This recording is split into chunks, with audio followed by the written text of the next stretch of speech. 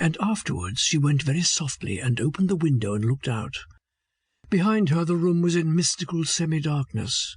Chairs and tables were hovering, ill-defined shapes.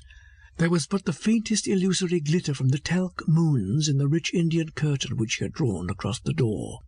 The yellow silk draperies of the bed were but suggestions of colour, and the pillow and the white sheets glimmered as a white cloud in a far sky at twilight.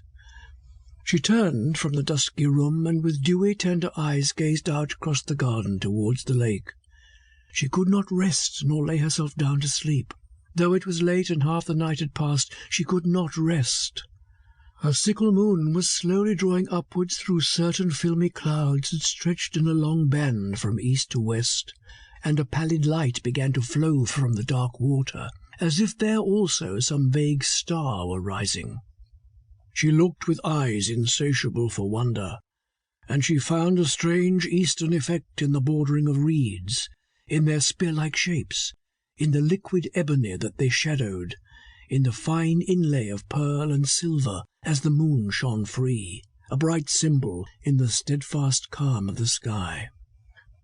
There were faint stirring sounds heard from the fringe of reeds, and now and then the drowsy broken cry of waterfowl, for they knew that the dawn was not far off. In the centre of the lake was a carved white pedestal, and on it shone a white boy holding the double flute to his lips. Beyond the lake the park began, and sloped gently to the verge of the wood, now but a dark cloud beneath the sickle moon.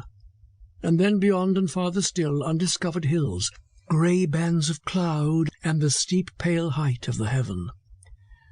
She gazed on with her tender eyes, bathing herself, as it were, in the deep rest of the night, veiling her soul with the half-light and the half-shadow, stretching out her delicate hands into the coolness of the misty silvered air, wondering at her hands.